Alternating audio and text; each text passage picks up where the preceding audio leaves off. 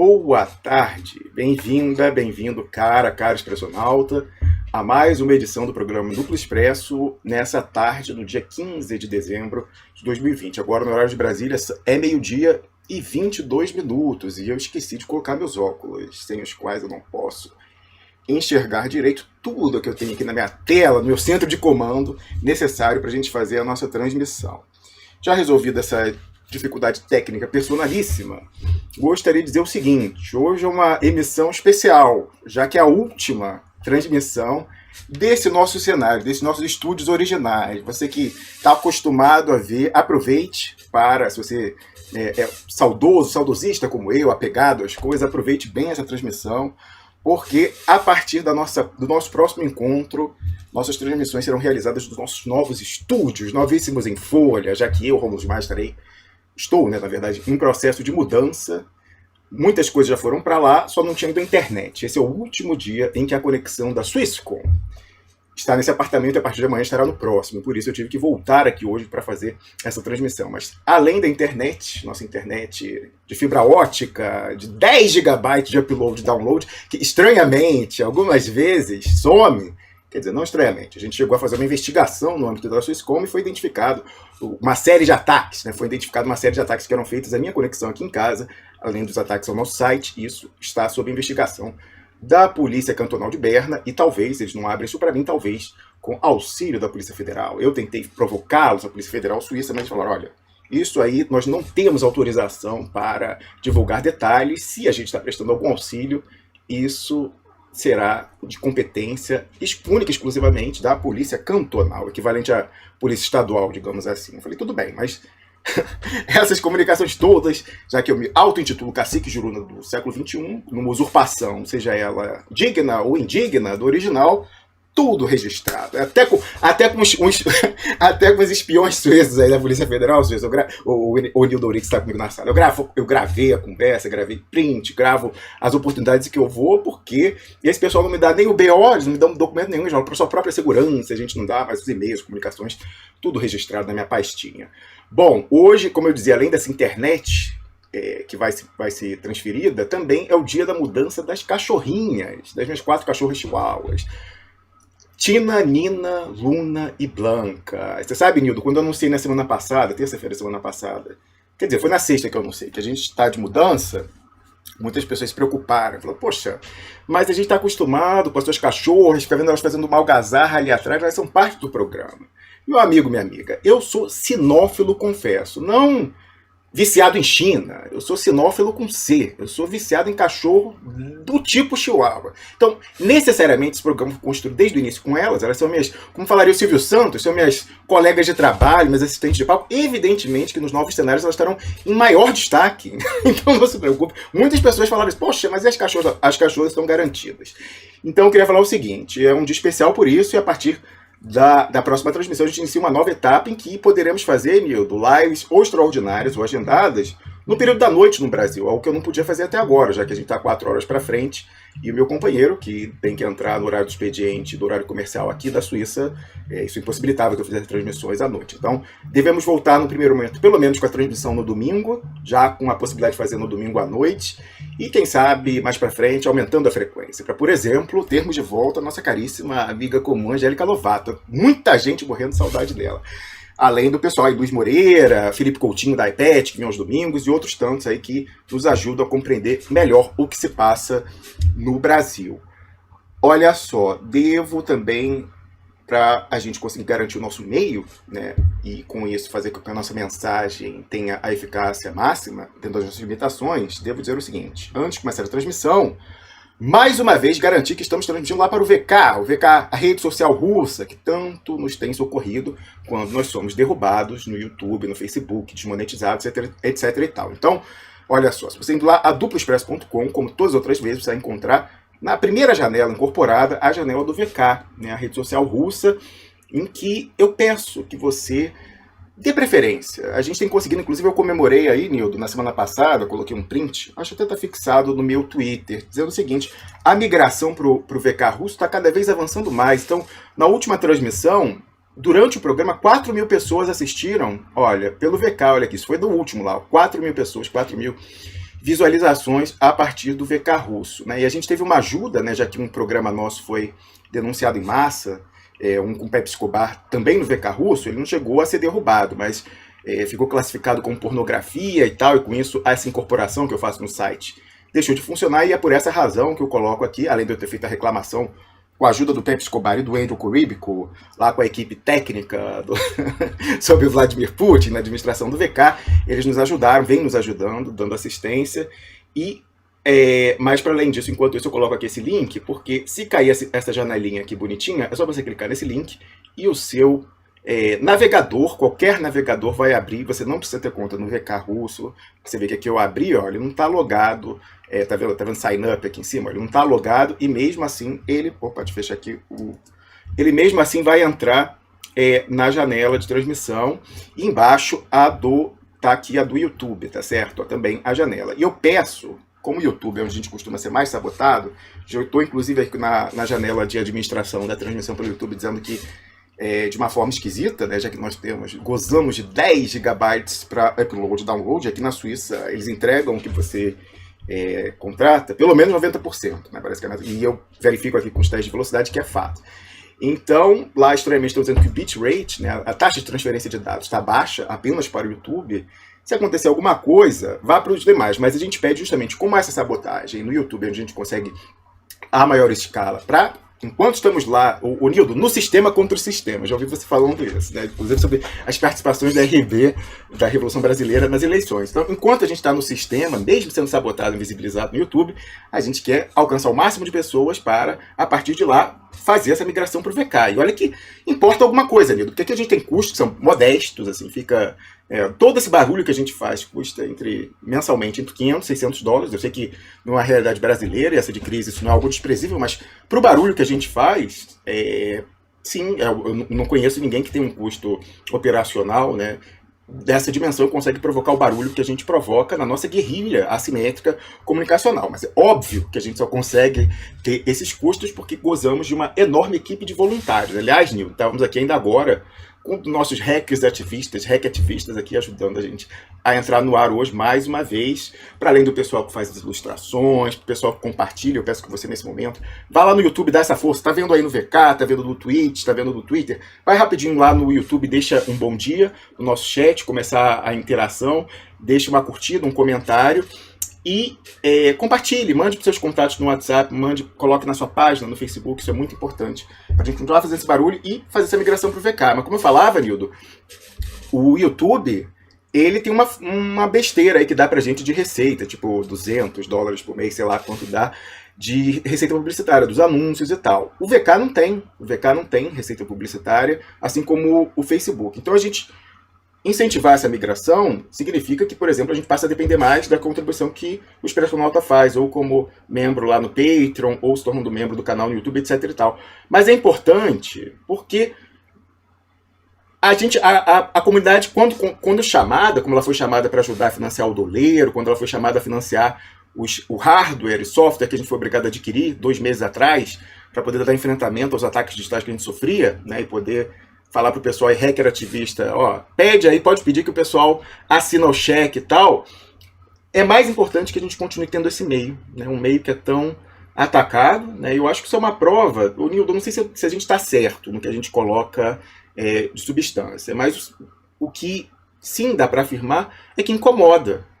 Pelo nível de sabotagem que a gente sofre, pelo nível de ataque concertado que a gente sofre também, de quem não ousa fazer esse tipo de coisa, nem ousa fazer esse tipo de crítica, não ousa apontar o que realmente se passa no Brasil em todas as suas dimensões. Não é? E estamos vendo mais manifestações aí nos últimos dias dessa questão da transição para um Estado policialesco, digital, de controle máximo do indivíduo, numa distopia aí Foucaultiana, né, com a história do decreto editado pelo Bolsonaro, colocando o GSI, com controle absoluto de toda a inteligência, de todas as comunicações do Brasil, e todo o aparato de inteligência está cada vez mais declarado. É isso que a gente vem avisando desde 2018. Antes ainda do Heleno sentar na cadeira que antes estava com o general Sérgio Tchecoin, a gente avisava que isso ia acontecer. E muitas pessoas, estranhamente, né, pessoas aí pretensamente revolucionárias, que deveriam ser as mais interessadas nesse tipo de coisa, na criminalização de movimentos sociais, nessa faculdade que é dada a essas pessoas que têm um pendor ideológico conservador e de perseguição naquela doutrina ainda do inimigo interno.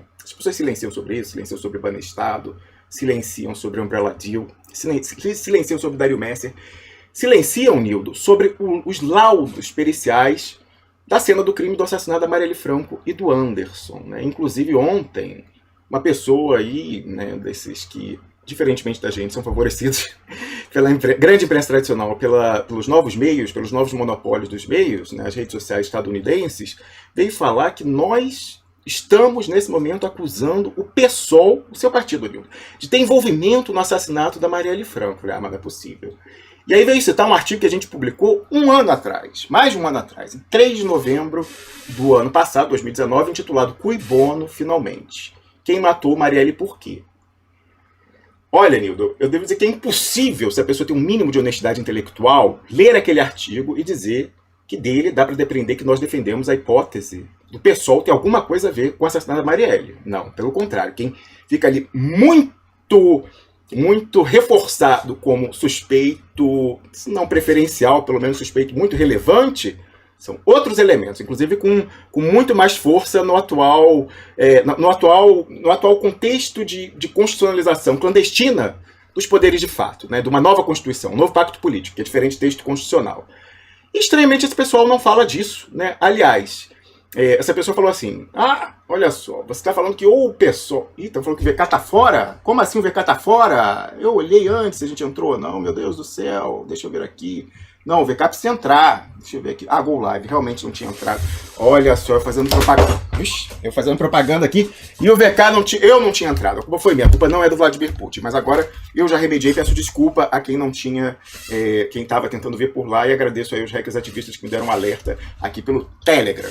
Bom, continuando aqui o que eu falava. É impossível ler aquele artigo e tirar a conclusão que a gente falou isso. Agora, de fato, isso não fuge não, Nildo. Eu sei que algumas pessoas ficam incomodadas, mas é muito estranho o silêncio do partido, de uma forma geral, da sua direção, mas também do padrinho político da Marielle Franco, o Marcelo Freixo, mas além disso, da própria irmã dela, a Aniele Franco, que dirige o Instituto Marielle Franco, da viúva, que se elegeu agora vereadora pelo PSOL, sobre esse laudo. Olha, Nildo, eu não digo que a pessoa tem que consultar, como nós consultamos, especialistas, né, de polícia civil e técnicos aí de perícia forense, perícia criminal, e que necessariamente cheguem a essa conclusão. Agora, é muito estranho que nós tenhamos vazado. Primeiro, é estranho que tenha demorado quase um ano para esses laudos periciais serem publicados. A gente conseguiu e publicamos. Aí, mais estranho ainda, é já ter um ano que a gente publicou esses laudos periciais e nenhuma dessas pessoas comentar ou sequer compartilhar o laudo. E não precisa ser da publicação do Expresso, pode baixar lá o PDF e compartilhar, porque esses laudos são extremamente problemáticos para a narrativa oficial de que o atirador seria aquele vizinho do Jair Bolsonaro. Quase com certeza, se o sujeito não é um amálgama de super-heróis da Marvel, né, o Deadpool, né, pela sua agilidade, e o Demolidor pela sua visão, essa visão de radar que prescinde de visão, né, dá para fazer tiro com as duas mãos ao mesmo tempo sem mirar, é quase impossível que aquele sujeito que tem uma perna apenas seja o atirador. Inclusive, Nildo, na semana passada ou retrasada, não, acho que foi quando eu tive com o Pierre a última vez. Então, na última vez que a gente fez uma transmissão numa sexta-feira, eu comentava que alguns meses atrás eu conversei com uma fonte ligada às investigações. Eu não vou dizer se é da Polícia Civil, se é do Ministério Público ou se é do Judiciário. Agora, o que eu sei é que no meio das investigações há o conhecimento de que é impossível, que é praticamente impossível, se ligar o Deadpool misturado com o Demolidor, é quase impossível que o atirador seja aquele vizinho do Bolsonaro que tem uma perna apenas, né? E se você for ler o artigo, cujo título eu já mencionei, você vai entender por quê, lá está muito bem explicado. E, inclusive, eu fui informado, Nildo, que o apelido que eu dei aqui, para tentar popularizar, talvez alguns vão se incomodar, falando que é politicamente incorreto, mas eu falando o seguinte, né, que aquele sujeito é o Saci Pererê, né, então, que não tem trava possível para atirar com as duas mãos ao mesmo tempo com submetralhadoras num carro em movimento, né, como seria na narrativa oficial. E aí, inclusive, esse apelido que eu dei, você pode se sentir incomodado, mas pegou lá no meio da investigação. E aí, por isso que mudaram. Você vai lembrar disso, quem tem mais memória. No final do ano passado, de novembro para dezembro, mudaram. E aí a imprensa começou a plantar Pig e Piguinho, que na verdade o assassino, o atirador, seria aquele Adriano Nóbrega, que foi executado lá na Bahia, em circunstâncias esquisitas também. E aí sim, foi quando eu falei, pô, mas peraí. Só nós aqui temos a memória para saber que até outro dia o principal suspeito era o Saci Pererê, e de repente passou a ser o Rambo, que esse sim tinha o physique de rolo, né, o cara marombadão e tal, inclusive era um especialista do pop em tiro, parece que ele tinha premiações internas, com assim, acertando alvos, distância, movimento, etc e tal, fazia mais sentido. Inclusive, nas investigações, eu fui informado por essa fonte, que ele era o principal suspeito de ser o atirador. E aí, quando eu conversei com esse pessoal uns 3, 4 meses atrás, tem um registro das conversas, né, eu falei o seguinte, bom, tudo bem, né, mudaram do assassino, mas então daqui pra frente, na investigação, e até quando forem oferecer a denúncia no judiciário, essa pessoa lá, o Adriano Nóbrega, vai, até inconveniente, né, de que o sujeito já foi queimado, o arquivo já foi queimado, mas vai ser indicado como suspeito. Eis que, quando completaram aí os 1000 dias, né, do assassinato, o pessoal começou, 1000 dias e tal, quem matou Marielle por quê? Ninguém responde. Eu falo, bom, estranho, que quem fica perguntando isso parece que só retoricamente, de uma forma marqueteira, porque quando a gente colocou algo que ajuda a compreender as circunstâncias melhor, ou pelo menos de ver que quem está sendo indicado não parece ser o principal suspeito, não parece fisicamente habilitado para ser a pessoa responsável pelos tiros, eis que sai uma publicação de que não, que pelo contrário, voltou no oferecimento da denúncia do Ministério Público indicar que aquele vizinho do Bolsonaro, de nome Rony Lessa, o Saci, seria o atirador.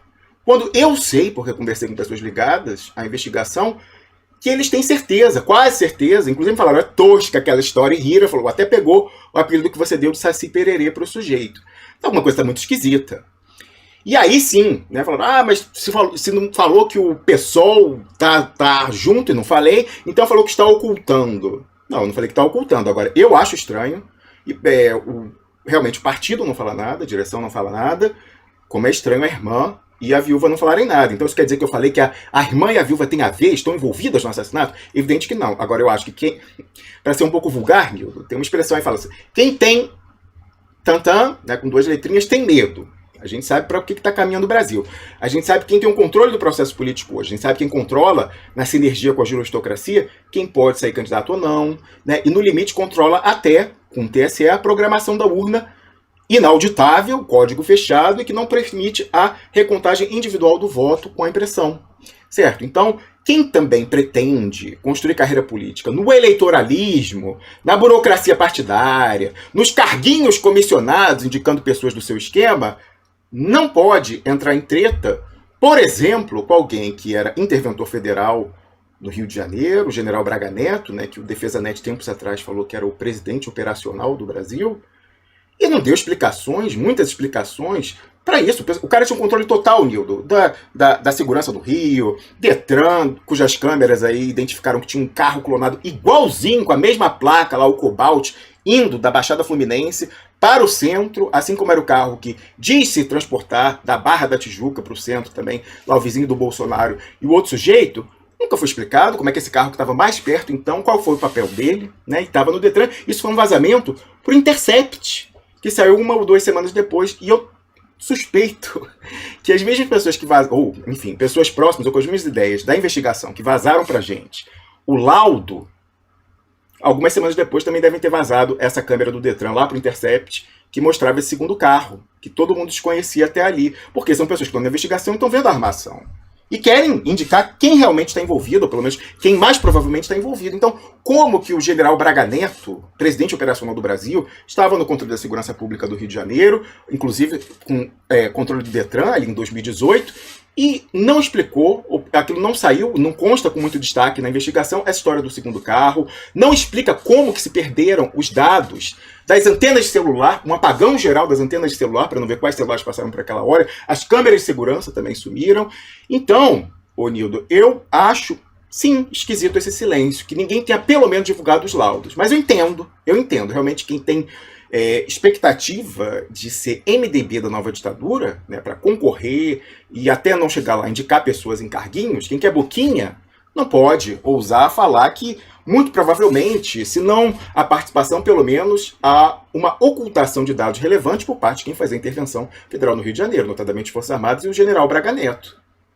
Então, agora, devo dizer também, é esquisito, e eu coloquei no artigo isso, que os policiais antifascistas, pessoas dos policiais antifascistas, que tem uma grande representatividade dentro do seu partido, em outros partidos de esquerda, Nildo, quando aconteceu esse crime, imediatamente ofereceram ao a família e também o Marcelo Freixo de fazer uma investigação paralela, que funcionaria como uma auditoria da investigação oficial, para ficar vendo, que é comum quando você tem um caso desse tipo, que tem implicações políticas, para ver plantação de prova, impedir isso, para tentar ver o que deixa de ser investigado, e não houve abertura por parte, notadamente, dos deputados do partido, para que isso fosse feito. E eram quadros próximos, colaboram com parlamentares, quadros do PSOL, em outros casos rumorosos, como do Amarildo, etc. e tal, e dessa vez não houve interesse. Mas eu acho que isso se explica quando a gente compreende quem, sim, que a gente aponta ali como principal suspeito. Eu posso afirmar? Não, eu não recebi as imagens que foram sonegadas e os dados das antenas celulares para ver quem efetivamente foi ali. Agora, eu posso dizer o seguinte. Com a quantidade pequena de tiros realizados ali, né, e a perícia que foi feita, há muita probabilidade de serem pessoas muito bem treinadas, como, por exemplo, forças especiais. Forças especiais. Então, enfim, a gente tem que se debruçar sobre isso, e eu acho estranho, né, que quem já poderia ter publicado há pelo menos um ano esses laudos fuja disso. Né? Então, em vez de acusar a gente de dizer que o pessoal está envolvido, que a gente absolutamente não fez, mostre que você não está constrangido de apontar quem muito provavelmente está envolvido, tratando desses laudos, convidando os tantos policiais antifascismo que há no partido, no PSOL, Nildo, para analisar, de repente, ele chegou a uma conclusão diferente do que os peritos veteranos que a gente consultou para dar a interpretação que a gente deu ali, aqueles laudos, que são difíceis. Se você for olhar, muita gente pulou, Nildo, porque tem a imagem ali da barbaridade que cometeram com esses dois ali naquela noite. Mas, de repente, outro policial pode dar outra interpretação, mas até aqui, todos que a gente consultou e depois que a gente publicou, ninguém chegou a uma interpretação diferente da que a gente deu, de que a versão oficial é muito difícil. Então a gente não foge desse tipo de coisa, né? E, infelizmente, as pessoas querem descaracterizar o que a gente fala aqui tentando fazer um cancelamento. Né? Tentaram fazer a semana passada, não perdemos um seguidor, né? Tentaram aí, inclusive, temos relatos aí, mais de um relato, de que nos grupos de WhatsApp, grupos aí fechados, o pessoal está disseminando adoidado, sabe o que, Expressionauta? O dossiê fajuto do Paulo Pimenta e do Luiz Nassif. Falando, olha, o Rômulo Maia é um corruptor transnacional dos pobres países africanos e tal. É tudo que eles têm para recorrer. É tudo que eles têm para recorrer, porque não vou encontrar nada. A minha vida é reta e é um livro aberto. Eu nunca quis usar aqui como carteirada minhas credenciais de premiações acadêmicas. Né? Então eu pensei, bom, se tem mérito que eu falo, o pessoal vai ver com o tempo, e de fato é isso que vem construindo o nosso caminho, junto com a contribuição em redes dessa comunidade. Mas, enfim, como foi aberto lá atrás o currículo que eu tenho, do qual muito me orgulho, aí o pessoal vem espalhando isso aí, mas de uma forma muito complicada, Nildo, eu vou mostrar aqui mais pra frente, que cada vez que eles são obrigados a falar o nosso nome, são obrigados, porque a gente fala que impacta, quer eles gostem disso ou não, as pessoas vêm pesquisar quem tá assim, mas quem que é e tal, não sei o quê. E, por exemplo, eu recebi notificações de que muitas pessoas vêm consultando o meu nome no Google. O que resulta, inclusive, em muitas pessoas consultarem o meu perfil no academia.edu, né, um site lá que vai mostrar algumas das minhas credenciais. E cada vez que acontece isso, o nosso alcance aumenta, em vez de diminuir. Como aconteceu lá em 2018 e como está acontecendo agora mais uma vez. Então, eu gostaria de convidar, se você está chegando agora, porque está curioso, com barulho, com os rumores que estão passando aí, leia com a mente aberta esse artigo da Marielle Franco, por exemplo. Leia os laudos, pule, como muitas pessoas pulam, as fotos chocantes, mas veja a interpretação que é dada e pergunte-se por que pessoas interessadas não divulgariam esse laudo até aqui. O Nildo, que está com a gente, o pessoal da RB, que participou do programa, já falou mais de uma vez do artigo, leram o artigo, comentaram. Agora, por que outras tendências do partido, outros quadros parlamentares, não ousam fazer isso? É muito esquisito. E é por fazer esse tipo de anotação, que é inconveniente, Nildo, que esse pessoal tenta fazer o cancelamento, blindar a bolha deles, porque a pessoa chegando aqui por curiosidade, ela acaba ficando. Aliás, várias pessoas deram testemunho sobre isso. Pô, eu era meio desconfiado e tal, aí eu vi alguém falando lá no 71, criticando, eu fui ver, aí danou-se. Quando a pessoa chega, não tem mais jeito. Porque, Nildo, falaria aí uma pessoa importante no seu pensamento, que a verdade é revolucionária. Então, quando a pessoa vê aqui, ela vê que a conta fecha a nossa análise, aí não tem como voltar para a flauta mágica depois disso. Então, Nildorix, eu vou passar para você querendo ouvir se você teve muito aborrecimento, muita dor de cabeça nessa semana que passou, porque o pessoal chamou um cancelamento, o pessoal tentou te intimidar, aquela história do online shaming, publicamente, quadros aí indicados em cargos comissionados do seu partido, militantes, e a gente falou assim, olha, tem que chamar o Conselho de Ética para ver a expulsão de Nildorix, outra falou, ele tem que ser centralizado pelo partido. Esse aí da Boquinha, né? Boquinha tem um termo pejorativo, então vamos assim, esse aí da nomeação em cargo comissionado, falou que você era hipócrita e oportunista por estar no Duplo Expresso. Não, que ousadia. Ele falou assim, porque o Duplo Expresso critica um quadro do partido. Eu falei, mas esse sujeito, ele próprio, então, o Nildo Oryx é oportunista hipócrita por estar num veículo que, na narrativa dele, critica, eu critico mesmo, um quadro do partido. Eu levanto, enfim, indagações sobre certas associações. Ué, mas esse quadro, num cargo comissionado, cargo de confiança da bancada do partido, e nas redes sociais, no Twitter, ele falar que um dirigente, membro do Diretório Nacional, é hipócrita e oportunista, aí não tem problema. Nessa publicação você encontra uma contradição insanável, né? Então, eu gostaria de ouvir você, se você teve muita dor de cabeça, porque eu achei um atrevimento, assim, que eu realmente não esperava. Mas, antes de passar de você, Lido, vou mostrar o seguinte aqui, ó. Algumas pessoas lembraram disso aqui, eu achei muito interessante. Né? Brizola, o bom e velho Brizola. Olha só isso aqui, falando de nova esquerda, a gente viu, depois da eleição, o pessoal, olha, é a nova esquerda, nova geração, o bastão tá passado, então, quem seriam, né, a nova esquerda? Olha aqui essa publicação do Brizola, lá dos anos 80. Ele aqui rindo e apontando um cartaz que fala o seguinte, ó. Não é esse aqui não, então era outro. Eu não vi a imagem, mas tinha, de repente, alguém, era uma outra aqui que o pessoal colocava. Eu vi a ilustração errada. Mas alguém colocava, então nem sei se é verdadeira, mas alguém mandou para mim uma ilustração com o Brizola apontando esse quadro, e falava assim, nova esquerda e tal, ali nos anos 80, na redemocratização. E aí, nesse cartaz, então já não sei se é verídica essa indicação, falou o seguinte, olha, se a imprensa é a favor dessa nova esquerda, a esquerda não é. E aí, como a gente está aqui para tirar as pessoas da zona de conforto, Nildo, e em alguma medida fazer elas pensarem, eu sei que eu provoco, eu sei disso, mas justamente como que alguém pode estar diante do que acontece no Brasil e estar confortável? Né? Então, é certo que aqui com nosso intuito declarado de promover uma guerrilha comunicacional, eu tenho que, às vezes, forçar a barra, fazer um clickbait e tal, para trazer, né, atenção, porque o esquema é muito forte, o domínio espectro total está quase consolidado. Então, eu sou obrigado a fazer isso, né? Não que eu goste, mas sou forçado a fazer isso e tem eficácia em alguma medida. Mas a gente vê que o resultado acontece. Então, eu queria mostrar o seguinte, né? O conforto, por exemplo, Nildo, olha só. Nós temos que fazer isso porque nessa fala, então, que eu já não sei, eu vou procurar aqui se é verdade ou não a ilustração que me mandaram. Mas, por exemplo, um quadro do seu partido com que a gente polemizou em alguma medida, né? E a polêmica, eu acho que é importante, né? A polêmica, as pessoas podem discordar da intensidade, mas a polêmica é sempre importante. E não há que se ter conforto nesse momento. Olha só. Um quadro do seu partido, não obrigado, não quero assinar a revista Época. Sai, meu filho, sai. Ih, tá com problema aqui. Bom, depois eu coloco aqui então. Mas vamos ouvir o Nildo Oryx. Nildo, responde aí pra galera que estava curiosa, estava preocupada com você. Teve muita apurrinhação, muita dor de cabeça por você vir aqui comentar semanalmente. Como foi isso internamente? O que você ouviu dos seus pares de Revolução Brasileira e, mais amplamente, do seu partido, PSOL? Bueno, Expresso Náutico, é um prazer estar aqui novamente ao pé do canhão, Rômulus.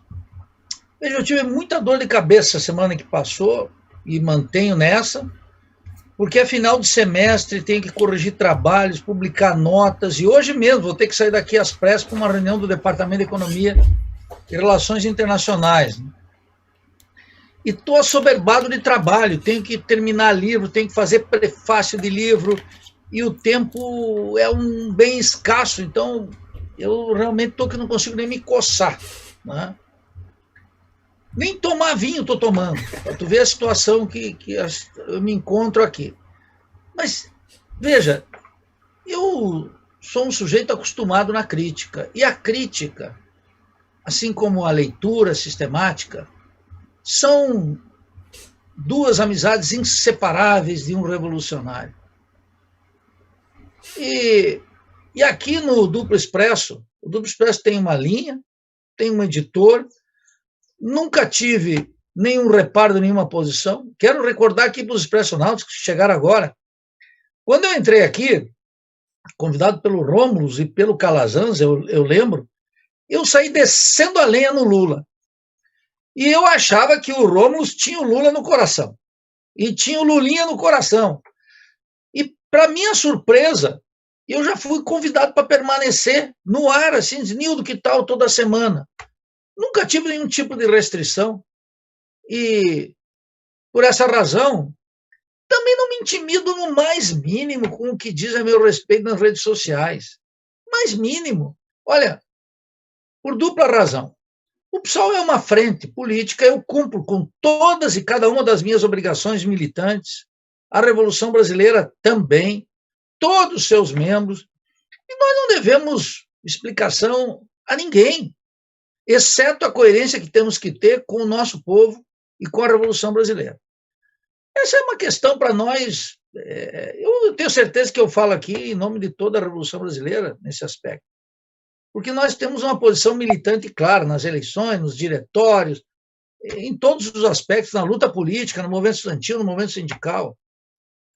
Quer dizer, o nosso exemplo é a maior crítica, e eu não me intimido com isso absolutamente nada, pode ter 2.000 curtidas, 5.000 curtidas, eu me espantaria, eu gostaria de uma briga com, sei lá, com alguém que tivesse 50 milhões de seguidores, 30 milhões, aí eu gostaria de uma briga, mas esse não me convida por razões óbvias. Então, eu fico sempre muito à vontade, Rômulo, porque aqui nós sempre tivemos a absoluta liberdade de, inclusive, mostrar no ar diferenças com a orientação do duplo expresso. Isso nunca foi...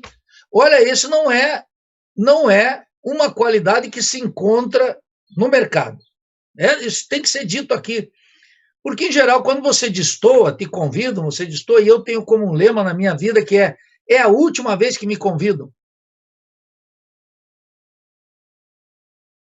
Opa, perdemos o sinal de Nildo Domingos Obrix e o meu, peraí, deixa... 10 anos. Peraí, voltou o seu sinal, Nildo, tinha dado uma interrompida, aí você falou que tem como lema... Isso.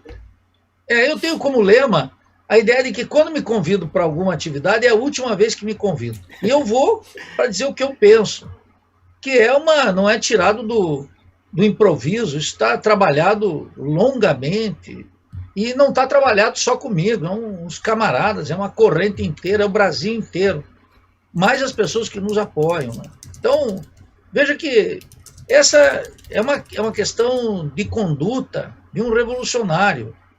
Quem não aguenta a pressão, e sobretudo quem não é amiga da crítica, não tem direito à existência. E não pode reivindicar a crítica como o caminho da verdade. A crítica tem que se impor. Qual crítica? Ora, a crítica das questões da política e etc. De tal maneira que eu nunca me incomodo com nada do que dizem a meu respeito, exceto se nós tivermos exceto se for uma crítica realmente consistente, né? Olha, Nildo, o teu livro é muito ruim, ou o último documento que você apresentou na reunião do Diretório Nacional sobre... Eu apresentei em agosto o documento na reunião do Diretório Nacional, Rom, que não foi objeto de crítica, e aconteceu tudo que eu disse lá.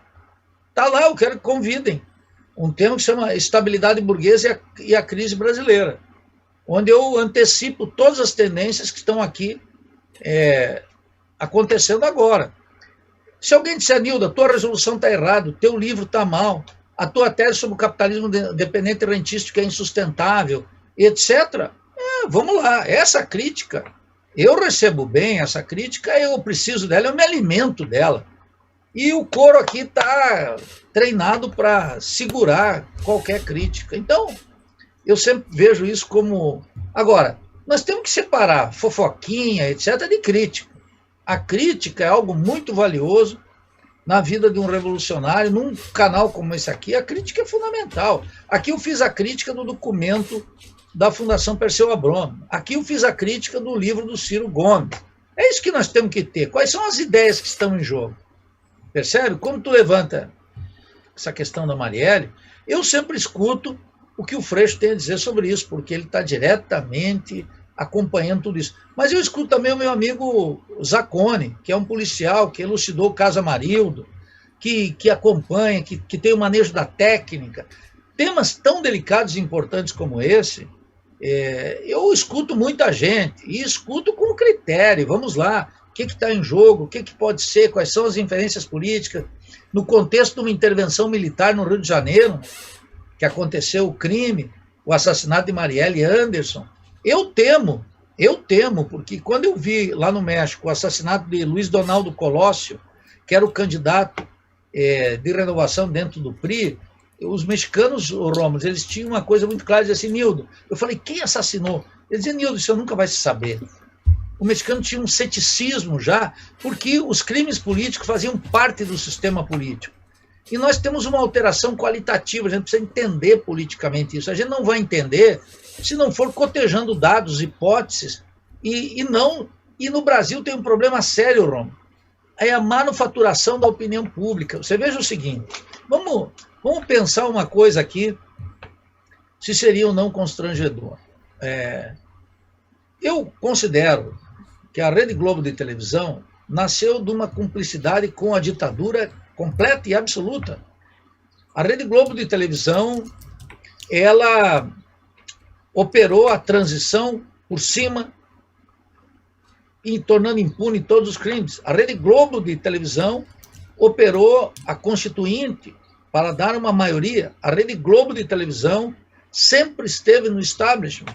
Quero dizer aqui os petistas, a Rede Globo de televisão sancionou, através da Globo News, o impeachment da Dilma, foi um instrumento de campanha total. Eu poderia dizer, tem órgão mais antipovo, mais antinacional, e poderia inferir mais criminoso que a Rede Globo? Não.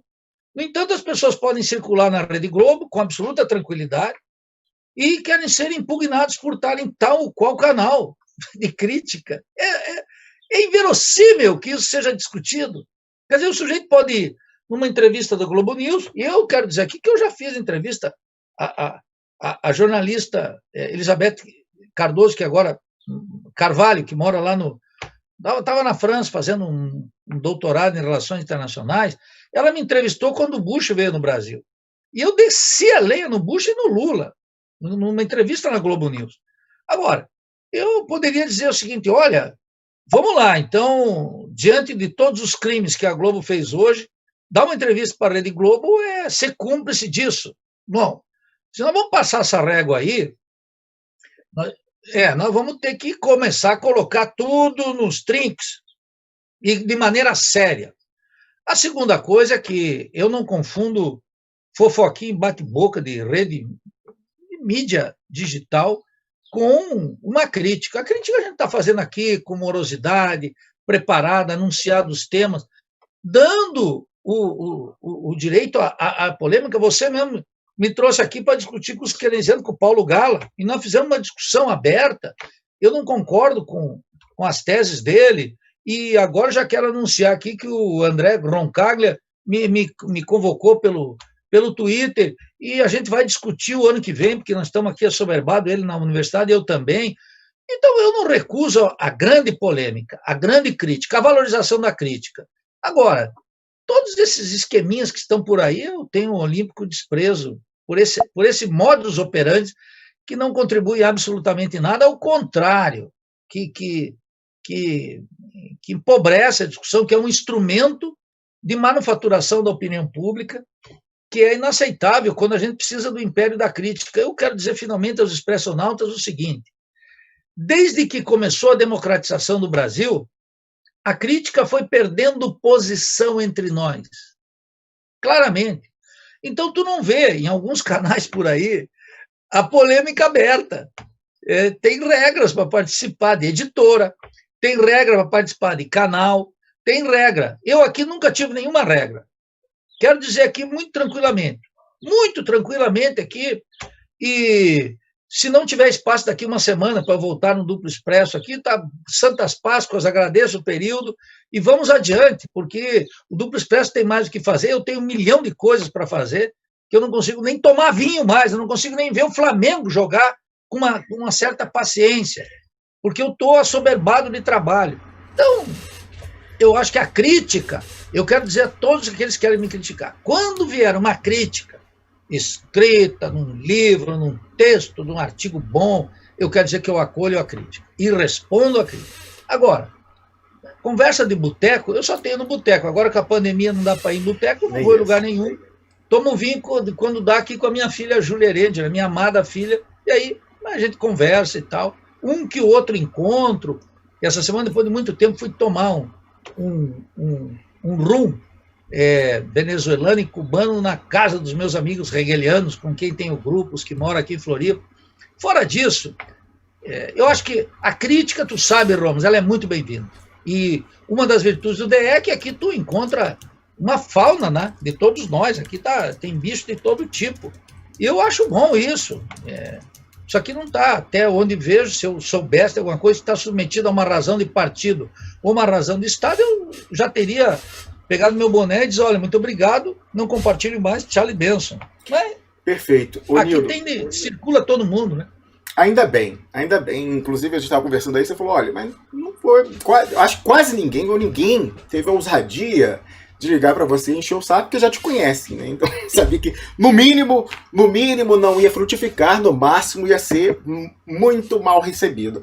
Ô, Nildo, olha só, falando dessa questão da crítica, isso é até relevante para essa polêmica que houve aí, que é o seguinte. Antes de a gente entrar aqui, a gente estava com o auxílio de um dos nossos hackers ativistas, e eu perguntei para ele, né, uma pessoa ligada à militância do software livre, Campus Party e tal, eu falei, vem cá, onde você estava em 2013, na Primavera Brasileira? Eu falei, estava lá, participando e tal. Eu perguntei, mas como você vê hoje? Aí ele falou, não, aí obviamente que hoje a gente sabe o que aconteceu e tal. E o que aconteceu? Alguma dessas pessoas com quem a gente polemizou nas redes sociais falou o seguinte, sobre essa questão aí, né, a gente questionou porque a rede identificou financiamentos diretos, por exemplo, da Fundação Ford, para aqueles comitês do Não Vai Ter Copa, né? E aí questionamos isso, e aí olha, financiamento de fora e tal, fora isso a gente sabe, né, de impulsionamento de fora que teve aquela massificação nas redes sociais. A gente sabe que a Globo adotou o movimento, né, teve uma guinada em 24 horas, a Globo passou a promover, derrubar a grade, e para além disso a gente tem um registro, aí você falava de publicação, Lido, na revista Piauí, um artigo publicado de própria mão do ex-prefeito de São Paulo, ex-candidato à presidência, com mais de 40 milhões de votos, o senhor Fernando Haddad, dizendo que tanto o Lula como a Dilma tinham sido advertidos mais de uma vez pelo Vladimir Putin e pelo Recep Erdogan da Turquia de que haveria uma primavera no Brasil. Antes daquilo, em 2012, falando, olha, a gente identificou aqui pela nossa contra-inteligência que todo o mecanismo de estabilização nas redes, que ao seu tempo foram lá apontados para os países árabes na Primavera Árabe, para outros que sofreram primaveras, agora está virado para o Brasil. E a gente já aprendeu a experiência que quando isso acontece é porque haverá uma primavera no país, né? Então, a gente sabe hoje, olhando em retrospecto,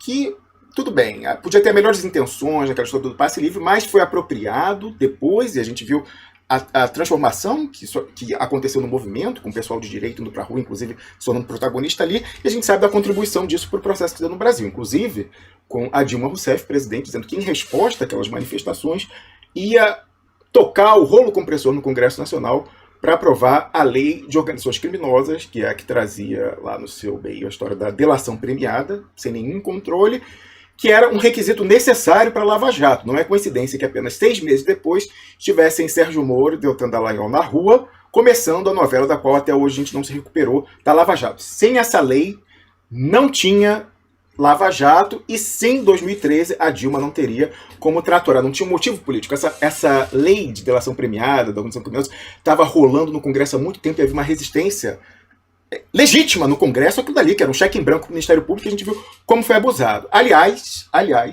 se a gente for pesquisar aí no trâmite legislativo disso, Nildo, e o pessoal andou olhando nos últimos dias, vai ver que foi uma senadora do PT, Séries Plecharenko, ela é de Goiás, do Mato Grosso, alguma coisa assim, e nossa, se você for olhar quem era o chefe de gabinete dela, fica aí a dica, o chefe de gabinete, ela fala, o grande mérito do meu mandato foi ter adiantado lá a regulamentação da delação premiada, tá lá na biografia dela na página da Câmara, do Senado.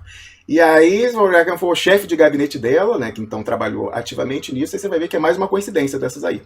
Mas enfim, isso aí a gente deixa para um outro capítulo. Mas você vê, sim, então, 2013 a Dilma não teria como ter tratorado, seria mais difícil tratorar, sendo que esse projeto estava pronto há muito tempo. Não só porque Séries Plecharenko estava andando com isso, como isso fazia parte da ENCLA, aquela história de estratégia nacional de combate à corrupção e lavagem de ativos, que foi a abertura da muralha para o cavalo de Troia, mandando esse pessoal do judiciário e se treinar nos Estados Unidos. Mais do que isso, desde 2010, com publicação inclusive no DefesaNet, o Exército estava envolvidíssimo nessa história de ENCLA, mandou lá, eles foram ativamente, a Dilma falou, olha, a gente quer botar gente nossa aí na história de combate à corrupção, que era aquela história de vendo ali, montando dossiê e tal, para ser operado no marco da dossiêcracia transnacional.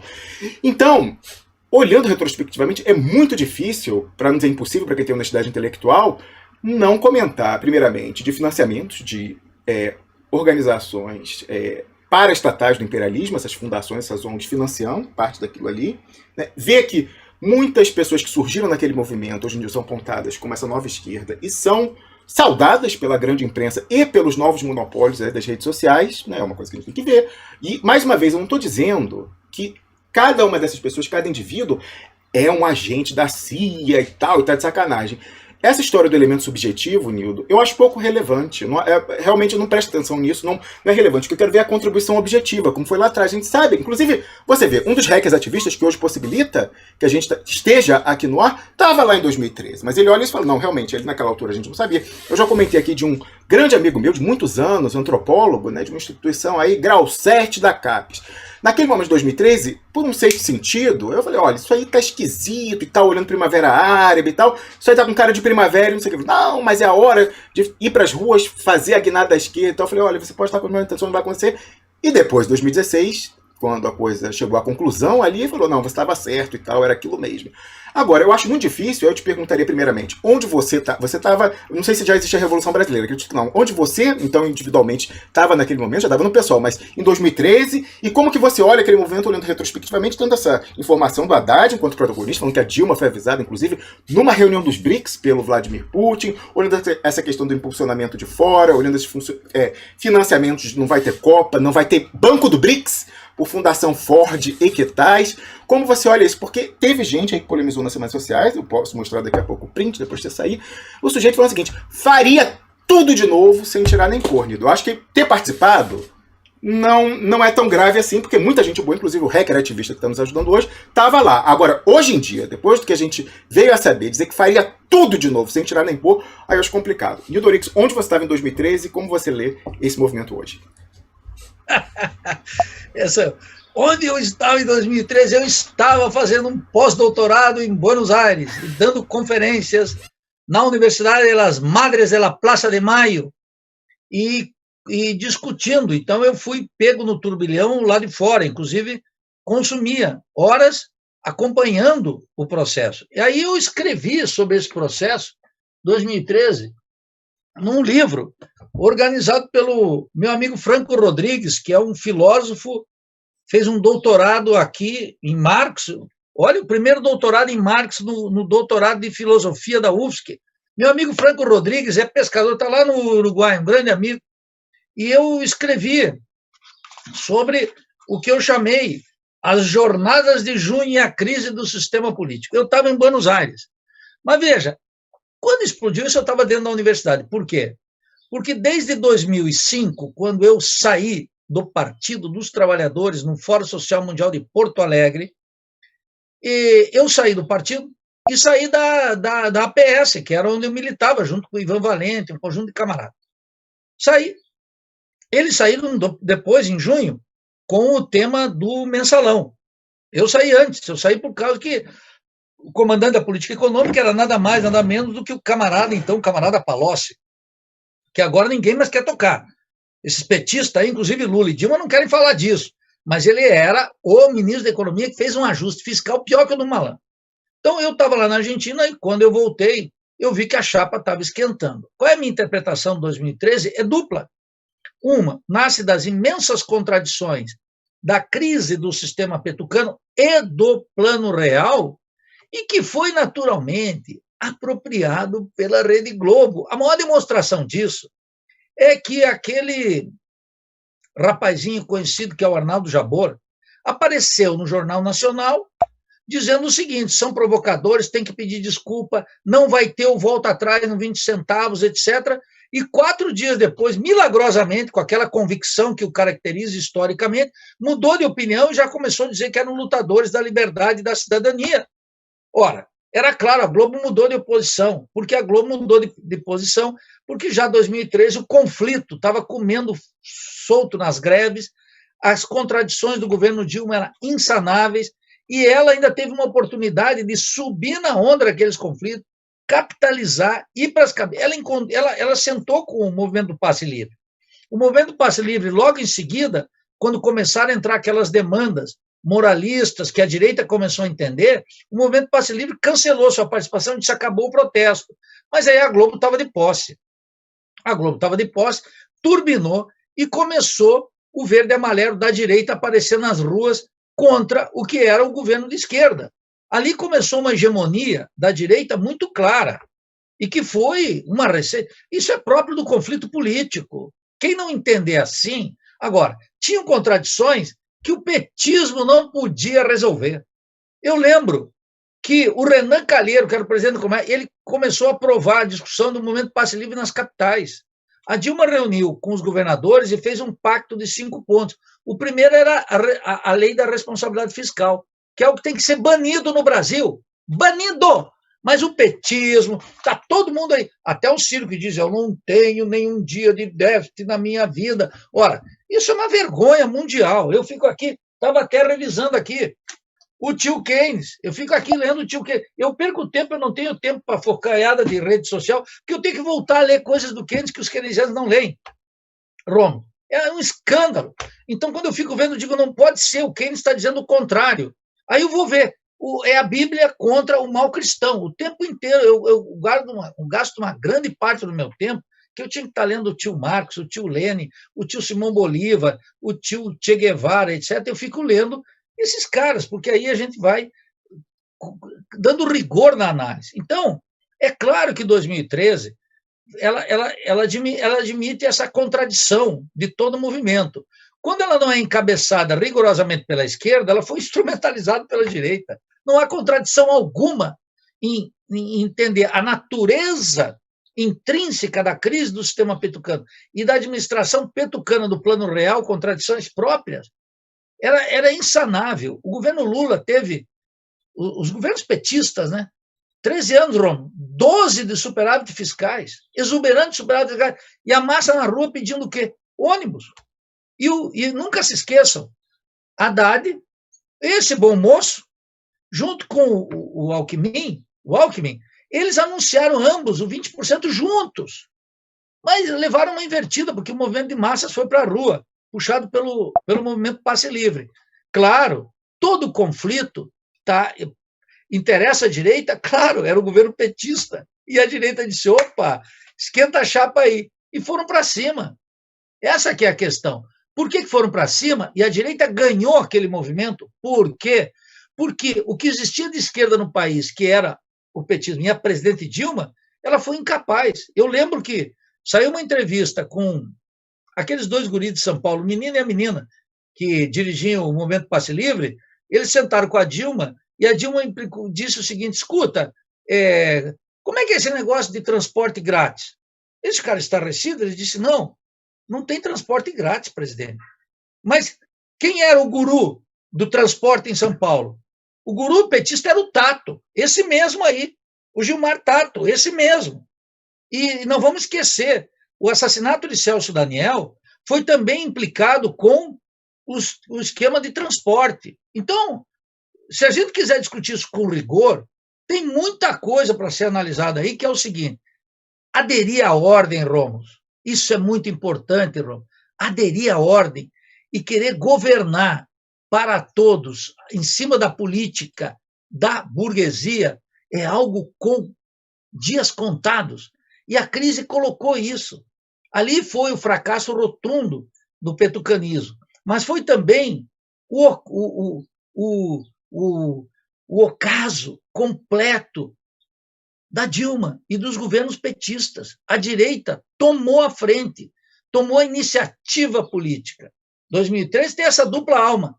É quase como um dilema faustiano. 2 almas lutam pelo meu ser. Quando não se aproveitou... Isso eu estou tirando, naturalmente, não de ter lido Goethe, mas de ter lido Marx, que era um grande leitor de Goethe. Qual é a questão? Goethe e Shakespeare, né? Os 2 que Marx adorava. Se a esquerda não tinha capacidade de dar uma resposta para aquele movimento, a direita deu. E aí começou uma ofensiva que a gente sabe não parou mais. Só concluiu no impeachment. De 2013 a 2016. É claro que o petismo e a Dilma deu o curso livre, porque quando a Dilma ganha uma eleição e depois assume o programa do Armínio Fraga, ela perdeu o resto da base que tinha, que não tinha mais capacidade de convocatória nenhuma.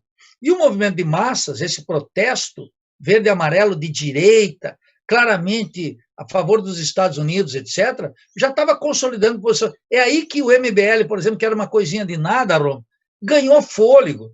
E todos esses deputados de direita aí se apareceram.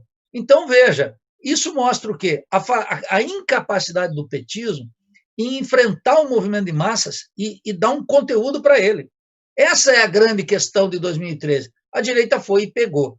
Bom, Nildo, tudo isso está em continuidade e está em continuidade com o Bolsonaro. Essa daí, Nildo, inclusive, é outro vínculo, né, a mais de um, com força de fora, porque os Estudantes pela Liberdade, que é uma ONG, think tank, alguma coisa parecida, já estava envolvido ali atrás, e é aí que eles vão, inclusive, uma pessoa, tem depoimentos disso aí, que tinha criado o MBL no Facebook. Não havia inicialmente um pendor para a direita, não sei qual era o pendor original, mas é ali naquele momento em que Kim Kataguiri, ali em 2013, se aproxima e acabam passando a administração dessa página, que já tinha muitos seguidores, e surge nessa contestação de 2013, passam para ele, e aí fica a filiação direta, essa história dos Estudantes pela Liberdade. Foi algo que o Tiel Neto recuperou e colocou esses dias aí no Facebook. Então, eu pergunto isso, Nildo, dá para não olhar criticamente 2013 e pelo menos identificar esses impulsionamentos de fora e tentar ver como numa próxima, porque eu fico preocupado com isso. O que passou, passou, mas a gente tem que estudar para não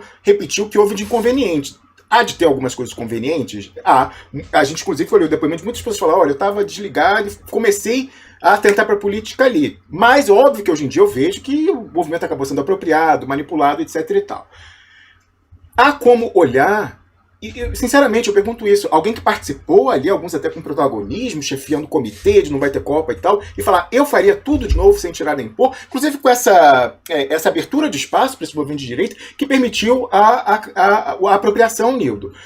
Tem como fazer isso? Você, por exemplo, olharia dessa forma, então você falou que estava fora aí, então você não chegou a ir para a rua naquele momento. Você corretamente identifica que o governo da Dilma Rousseff não fez nada positivo, e pelo contrário, fez coisas negativas, como eu falei aqui, da apropriação para impulsionar a lei da delação premiada. Mas do que a gente tira de lição? Há como não olhar criticamente e tentar pesquisar e olhar a interferência de fora, Nildo, ali, registrado inclusive pelo próprio Haddad, que você mencionava aí, que não é um radical, não é um teórico da conspiração, não é um paranoico, falando do alerta que veio antes de que haveria uma primavera no Brasil? Não, claro que não. Veja, a história a gente tem que analisar sempre criticamente. Mas, ademais, há um outro problema aí, Ron. O problema é o seguinte, que o conceito de imperialismo, ontem eu fui convidado para o Instituto de Brasilidade, pelo meu amigo filósofo Luiz Carlos, e encontrei lá várias figuras, e tá gente de todo tipo lá. Eu fui lá convidado para falar sobre o imperialismo como conceito e a situação atual. Quem não opera o conceito de colonialismo, de imperialismo, está completamente fora do domínio no Brasil. O domínio no Brasil é feito pela classe dominante interna, esse jogo de classe aqui. Só que tem um problema. Esse jogo, as classes aqui estão completamente desintegradas ao desenvolvimento da economia mundial. E a Embaixada de Washington, é claro que conta. Ao contrário aqui, veja, tem uma banalização durante os anos petistas sobre aquele bordão do Chico Buarque, que eu digo que é muito bom para boteco, mas não é bom para orientar a crítica, que o Brasil não fala mais grosso com o Paraguai nem fino com os Estados Unidos. Isso é uma tirada literária que tem sua graça. Só que o grande problema é que o petismo nunca teve uma política externa anti-imperialista. Nunca teve. Jamais. E as organizações, os partidos políticos, Romulo, banalizam o conceito de imperialismo. Eu já disse aqui, tem uma grande parte da crítica que se faz às teorias da conspiração, ela é atribuída ao fato de que ignora o imperialismo, a trama mundial. É muito claro, isso é muito claro. Como quando a editora do MST publicou aí o livro da Guerra Híbrida, foi o MST que publicou. Isso não é invenção. Eu já sou da escola, já disse aqui, de René Dreyfus, quando escreveu, em 1964, A Conquista do Estado e a Internacional Capitalista. E ele estava lá com matéria de jornal mostrando a trama mundial. Nós, marxistas, sabemos que existe um conflito de classes que é internacional. Ele atravessa os países periféricos dependentes. Então, a gente tem que analisar isso com muito cuidado. E o pessoal tem que entender as responsabilidades do liberalismo de esquerda na implantação desse governo proto-fascista encabeçado pelo Bolsonaro. E análise da história tem... Ora, o petismo mesmo está aí fazendo a conta-gotas, autocríticas. A autocrítica e a análise crítica, se nós abandonarmos a análise crítica, estamos perdidos. Vamos virar apologéticos da história. Mas não...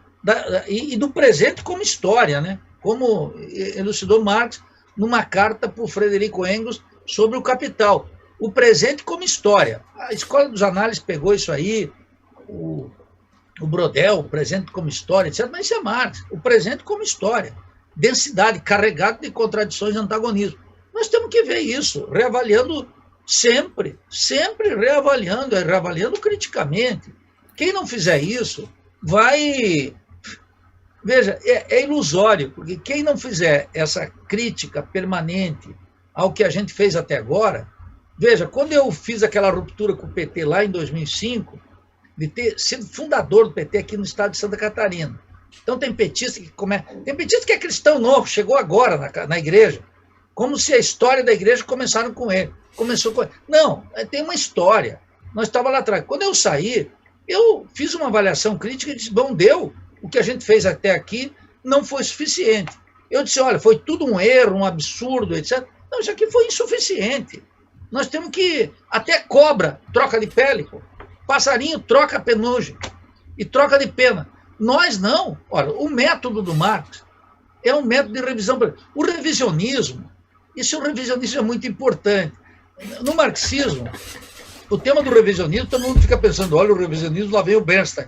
Olha, o que o Marx fez foi avaliação crítica de toda a economia política, do socialismo francês e da filosofia alemã. É isso que ele fez, revisando criticamente e colocando no método de interpretação, que os mais manualescos dizem materialismo histórico e dialético e toda essa discussão. Bom, a revisão crítica da nossa atuação é uma potência para os revolucionários e deveria ser para todo tipo de candidato a comunista, marxista, etc. Se tu não faz essa avaliação crítica, se tu não presta conta das tuas posições... Ora, eu estou dizendo aqui, em agosto eu publiquei lá no Diretório Nacional a minha posição de como a estabilidade burguesa estava dada, por que teria que ser assim, por que a direita venceria, por que o identitarismo fortaleceria a direita. Coloquei tudo lá, está escrito. Alguém que pega e diz assim, bom, Nildo, faça a tua autocrítica aqui. Eu disse que a direita vai vencer. E disse, vai ser uma eleição duríssima para o PSOL, meu partido. E foi. Muito dura, muito adversa. Percebe? As pessoas têm que fazer uma avaliação crítica das coisas.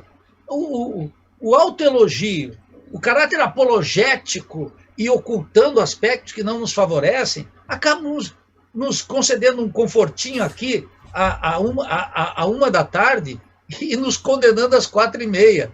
Quer dizer, nós temos que enfrentar a verdade é sempre revolucionária, e um revolucionário tem que estar sempre acompanhando isso. A minha crítica aqui, nós estamos num combate contra esse proto-fascista aí, mas eu não acredito em 60% da bancada dos deputados do PT, por exemplo, estão lá, uns querendo já compor com o candidato do Bolsonaro, e estão tudo articulando aquele covil de ladrões.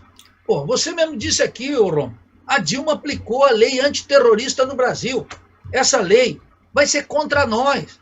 Como é que as pessoas não acordam? Como é que não vão fazer, dizendo, olha, pelo menos dizer isso, elaborar e sancionar uma lei antiterrorista foi um erro crasso. Fazer o leilão na forma da partilha foi a entrega do petróleo nosso, um crime de lesa pátria. O não encabeçar as manifestações de 2013 e dar um rumo diferente que só o governo podia dar, porque era contra o governo. Foi outra medida errante. Quer dizer, se as pessoas não têm uma análise crítica do passado e vão reafirmar que não estão fazendo um raciocínio correto, crítico, e menos ainda marxista. Aí mesmo desaprovo por completo. Se é isso, nós temos que prestar conta do que a gente faz. Não tem como.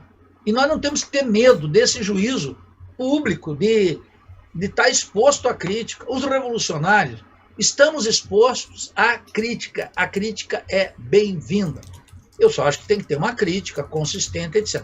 As que não são, não é que eu vou dizer que não tem que desaparecer. Eu não dou bola, simplesmente não pego. Agora, quando vem uma crítica bem forte, estabelecida, digo, opa, aqui eu quero fazer. Eu acho que, por exemplo, eu não vi uma crítica, a minha crítica ao livro do Ciro. Então, o Brasil está sem debate, Romo, já disse aqui. E o Duplo Expresso padece desse mal de ser impertinente na crítica. E dizer, olha, aqui, ó, vamos lá. Tem alguma coisa sagrada aqui? Eu acho que tem que profanar tudo que está aí sagrado. Eu não topo nada. Tem uma concepção religiosa, Romo. Eu já disse aqui, eu tenho maior apreço e respeito por quem tem fé pessoal, etc. Mas não traga essa concepção religiosa para a política, que tem coisas intocáveis.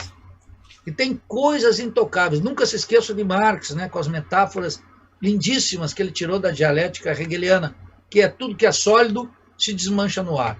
Então, aquilo que cai. Então, nós temos que entender, entrar na coisa, no movimento, assumir suas contradições, seus antagonismos e buscar uma saída revolucionária. Então, essa pressa, Ron, que tem por aí, essa pressa de eu sou mais tranquilo, o rio está revolto, não é fácil. Não é fácil. A lógica das situações extremas continua sendo colocada aqui. Eu não abandono as minhas convicções, não as expresso de maneira irresponsável. E não entro na modinha. Percebe como é que é? Então, digo, vamos estabelecer a crítica, etc. Se não revisarmos a história com rigor, num revisionismo constante, hein?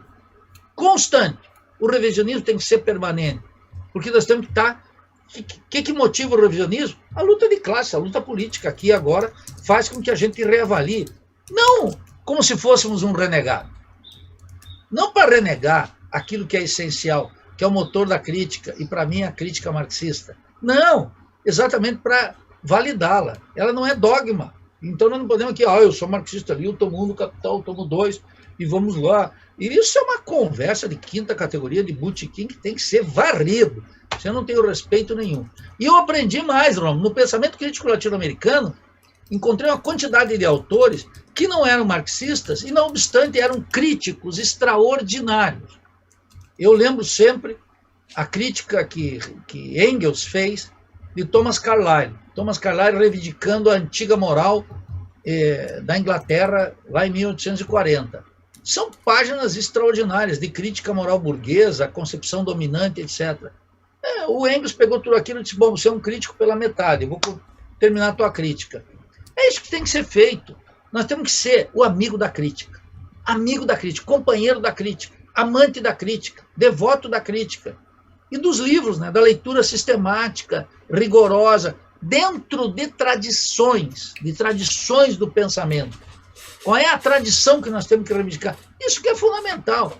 Fora disso, nós vamos ficar presos às modas literárias, às modas que vêm dos Estados Unidos, tu sabe que são muito poderosas, né? Eu digo sempre, e não tenho problema nenhum de dizer isso, veja, é verdadeiramente um espanto para nós que Angela Davis, que é uma militante lá nos Estados Unidos, seja mais conhecido que Edson Carneiro, para dar um exemplo no Brasil. É impossível. Percebe como é que é? Não é que... Angela Davis está aí, desfruta de boa saúde publicitária, editorial, etc., e tem um passado respeitável, etc. Só que tem que entender a cultura brasileira. Então nós temos que fazer a revisão permanente disso que está aí. Para não entrar no modismo. Eu só estou falando de um modismo. Poderia colocar 550, poderia colocar aqui. Tem gente que acha, como a gente já discutiu aqui, que o Mangabeira Unger é realmente uma sumidade harvardiana que veio trazer as luzes para nós. Ora, francamente, isso é uma impostura intelectual de quinta categoria que tem que ser criticada como tal. Nós temos uma tradição crítica no Brasil, que vem de Darcy Ribeiro, Silva Mello, Teotônio dos Santos, Vânia Bambirra, Rui Mauro Marini, Clóvis Moura, uma quantidade de intelectuais, Alberto Guerreiro Ramos. Eu podia ficar citando aqui 850 mil e fazer um duplo expresso de 5 horas para falar, estilo Fidel Castro, de todos os autores brasileiros, um DE da cultura brasileira. Um duplo expresso. Vamos marcar isso aí, hein, na volta do programa, Nildo. Gostei. Vamos fazer aí. Aí. A partir de janeiro eu estou liberado, lá pelo dia 10, 15 eu já estou liberado. E aí, falar sobre tudo isso, todos esses autores. Por quê? Porque a gente vai escrever a Revolução Brasileira nesse rio caudaloso, não é a modinha que vem de fora, das revistinhas, das editoras, é impressionante. Nós estamos numa degradação estética e intelectual que é verdadeiramente espantosa. Eu vejo a juventude, Ron, a juventude, e eu já disse aqui, a juventude brasileira, eu vejo nas minhas aulas. Hoje, quando eu chego no curso diurno do curso de economia, 95% fala inglês. Isso é uma novidade, isso tem a ver com as redes sociais, tem a ver com tudo isso. Um sujeito nascido como eu, em 59, em Joaçaba, não tinha essa chance. E eu acho bom falar inglês, alemão, francês, árabe, mandarim, eu acho que é tudo muito bom, é tudo isso aí. Só que o sujeito tem que ter os dois pés da rapadura. A rapadura está aqui, percebe? Se o sujeito não entender os grandes autores, se não ler Raul Pompeia, não vai entender o tema do abolicionismo no Brasil. Vai ter que ler Raul Pompeia, vai ter que ler Nilo Peçanha, vai ter que ler todo o Gama, vai ter que ler todos eles. Agora ficam com essas conversinhas moles aí, é verdadeiramente deplorável. A juventude não pode ser ignorante da cultura brasileira e está pegado aos modismos. Eu acho que isso é o tema da dominação cultural no Brasil. Embora sempre degradado, etc., ele está abandonado. Então, nós precisamos pegar com força, com leitura sistemática, e escrever a nossa crítica nas tradições. Eu acho que isso é o fundamental. Tem muita gente que vem me apresentar autores, Ron, como se eu fosse um abobado. E como se eu não fosse tributário de uma cultura. Qual cultura? A cultura brasileira. Exuberante.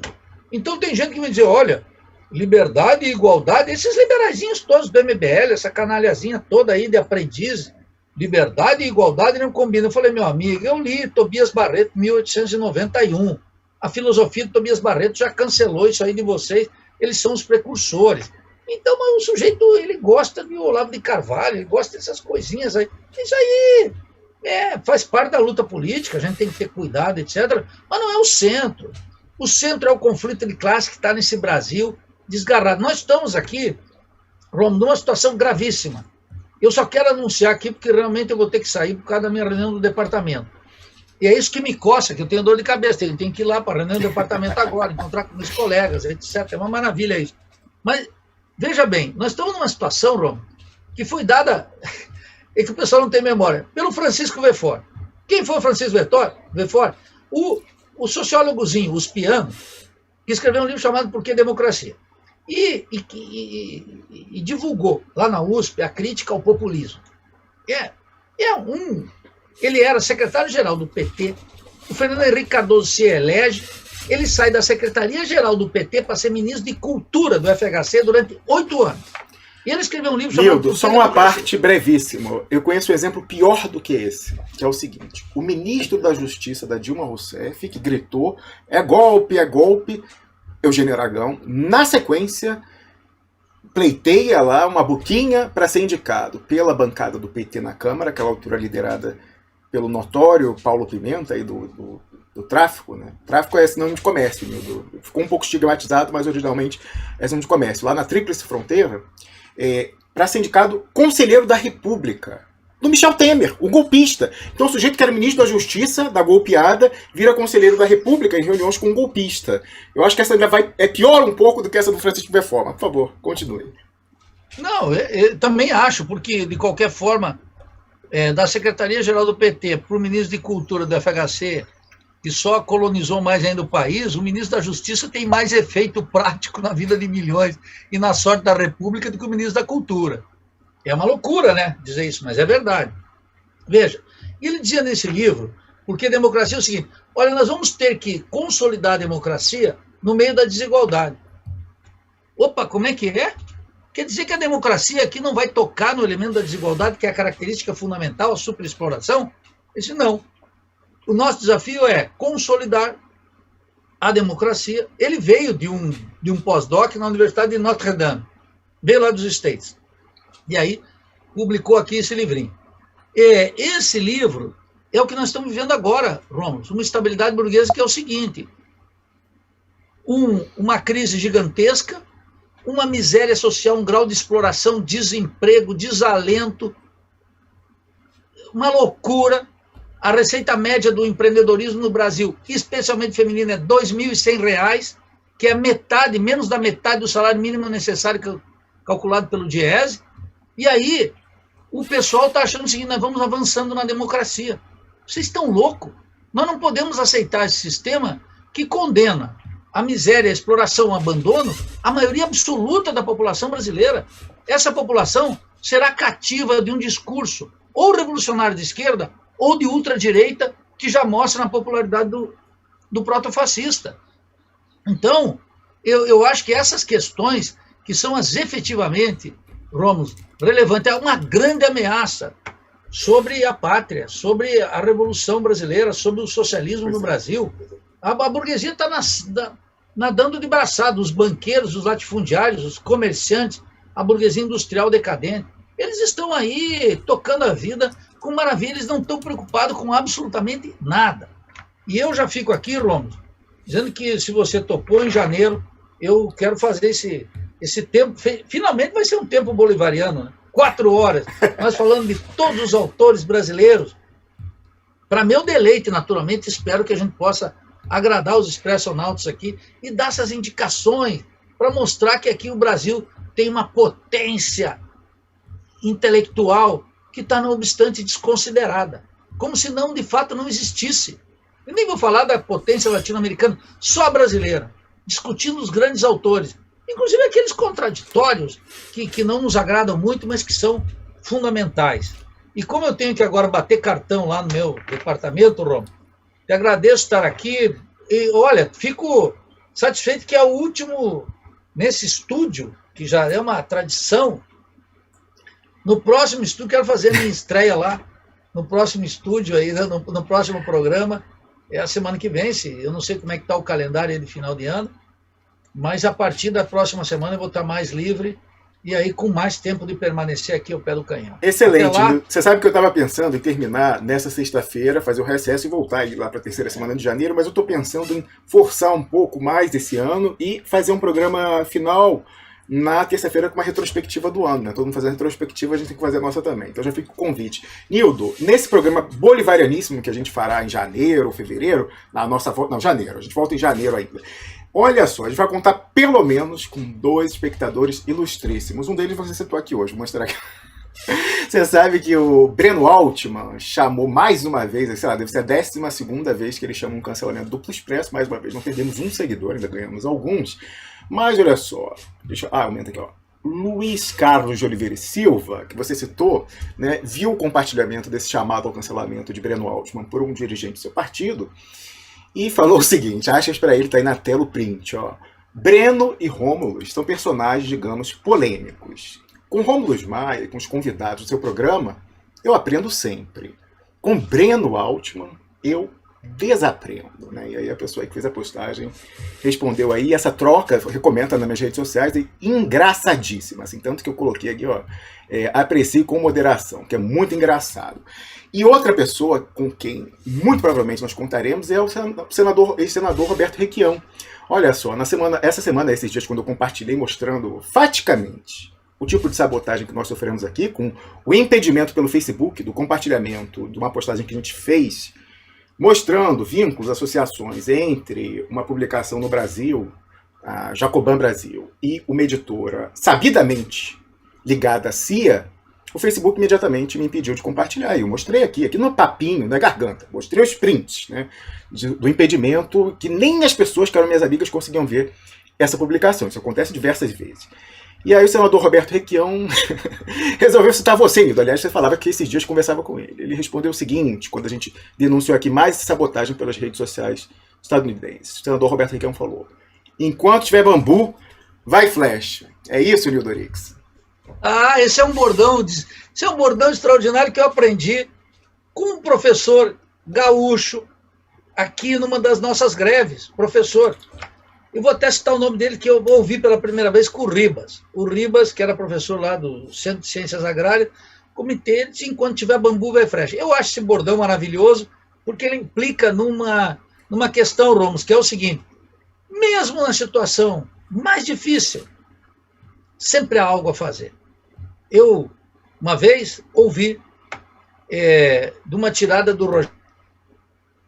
Opa, deu uma travada aí, Nildo Rix, concluindo sua participação por hoje, de repente no seu sinal, se for uma ligação.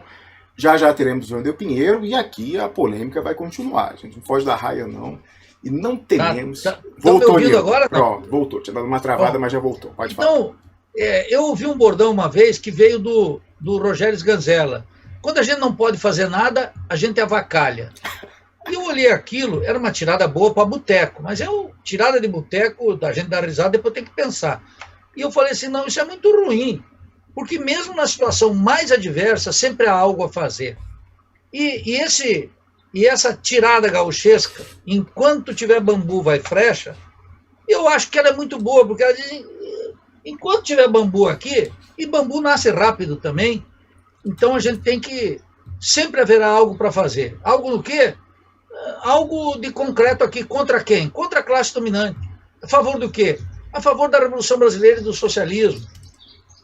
Organizado pelo quê? Pelo trabalho teórico. Não dá para fazer o trabalho prático lá nas ruas, como agora, a gente está estudando. Quando tiver que sair para a rua, a gente tem que sair para a rua. Sempre há algo para fazer.